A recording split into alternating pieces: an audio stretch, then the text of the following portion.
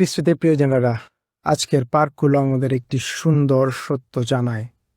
যিশু জীবিত এবং তিনি আমাদের জীবন পথে আমাদের সঙ্গে হাঁটেন, যদিও আমরা অনেক সময় তাকে চিনতে পারি না। আজকের প্রথম পাঠ শিষ্যচরিতে আমরা দেখি পিতর সাহসের সঙ্গে যিশুর কথা বলছেন, কিন্তু আমরা জানি এই পিতরই এক সময় ভয়ে যিশুকে অস্বীকার করেছিলেন। তাহলে কি পরিবর্তন হলো? তিনি জীবিত যিশুর সঙ্গে সাক্ষাৎ করেছিলেন। এই সাক্ষাৎ তার জীবন বদলে দিয়েছে। ভয় চলে গেছে, সাহস এসেছে। দ্বিতীয় পাঠ সাধু পিতরের প্রথম ধর্মপত্র আমাদের মনে করিয়ে দেয়, আমরা কোনো সোনা বা রূপা দিয়ে উদ্ধার হইনি, বরং খ্রিস্টের মূল্যবান রক্তের মাধ্যমে। এর মানে, খ্রিস্টের প্রিয়জনেরা, আপনারা মূল্যবান, আপনার জীবনের মূল্য আছে। ঈশ্বর আপনাকে গভীরভাবে ভালোবাসেন। আমরা অনেক সময় ভাবি, আমি কিছুই না, কিন্তু ঈশ্বর বলেন, তুমি আমার কাছে অমূল্য।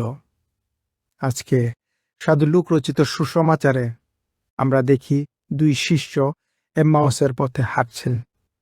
তারা দুঃখিত, হতাশ, ভেঙে পড়েছে। তারা বলেছে, আমরা আশা করেছিলাম অনেক কিছুই হবে। খ্রিস্টের প্রিয়জনেরা, আমাদের জীবনেও কি এমন হয় না?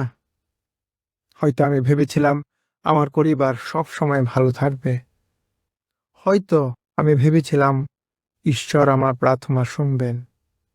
এ হতাশার মাঝেও যিশু তাদের পাশে হাঁটতে শুরু করেন। তারা তাকে চিনতে পারেন না, কিন্তু যিশু তাদের কথা শুনেন, বোঝান, পাশে থাকেন। শেষে যখন যিশু রুটি ভাঙলেন, তাদের চোখ খুলে গেল। তারা বলল, আমাদের হৃদয় কি জ্বলে উঠছিল না?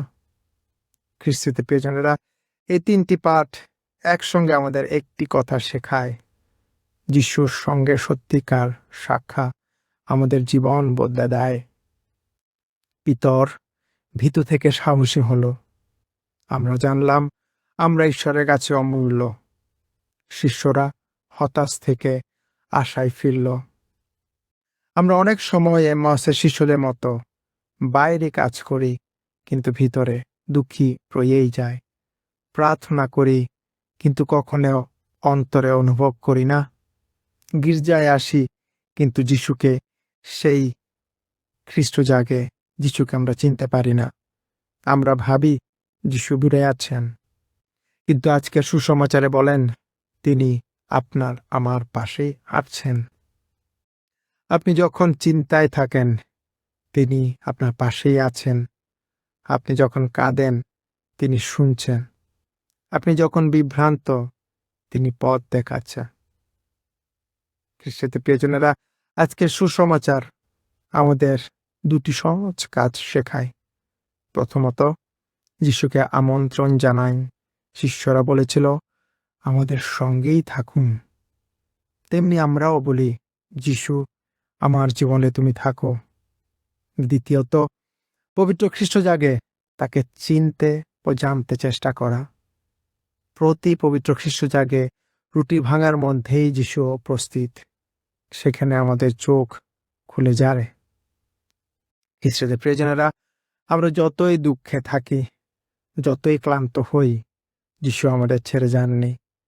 তিনি আজও আমার সঙ্গে হাঁটছেন।